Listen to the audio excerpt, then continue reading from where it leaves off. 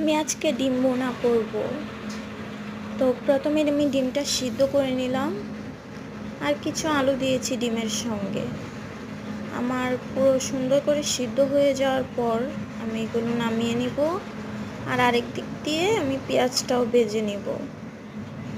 তোমার পেঁয়াজটা ভাজা হয়ে যাচ্ছে ওইদিকে, আর আমি ডিমটাও ছিলে নিচ্ছি এদিকে। আমার আলু আর ডিম সিদ্ধ এভাবে আমি রান্না করি। আমার কাছে এই ডিম ভুনাটা খেতে অনেক ভালো লাগে। এখানে রসুন বাটা আর আদা বাটা, তারপর জিরা বাটা এবং কি লবণ, হলুদ গুঁড়ো,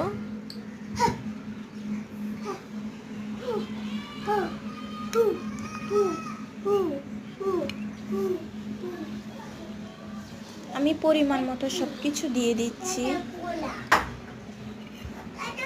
যেহেতু আমরা লবণ কিংবা হলুদ সব কিছু পরিমাণ মতন দিলেই মজা হয় রান্নাটা। সব কিছুই দিয়ে দিলাম, হলুদ গুঁড়ো, মরিচ গুঁড়ো, তারপর একটু প্যাকেটের মশলা।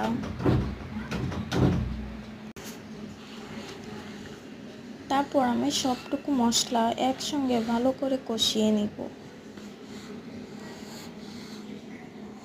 আর কষানোর পর ভালো করে তারপর একটু পানি দিয়ে দিব। আর এই যে আলুগুলো আমি এখানে ভেঙে দিয়েছি, তাহলে মশলা ঠিকই আছে সব কিছুর পরিমাণ, তারপরে আলু ভেঙে দিয়ে রান্না করলে আপনার রান্নাটা অনেক মজা হয়, অন্যরকমই একটা স্বাদ হয়।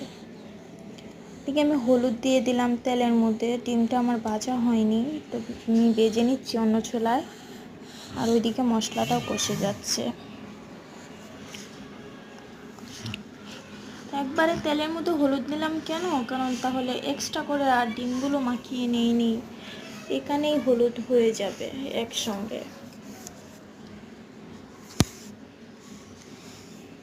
আমি সবগুলো ডিম দিয়ে দিব।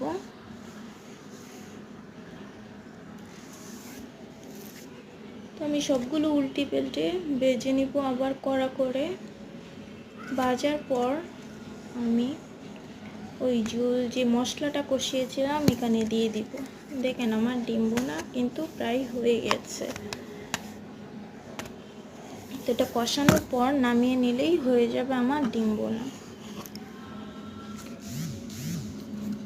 দেখতে পাচ্ছেন কতটা সুন্দর এবং লোভনীয়।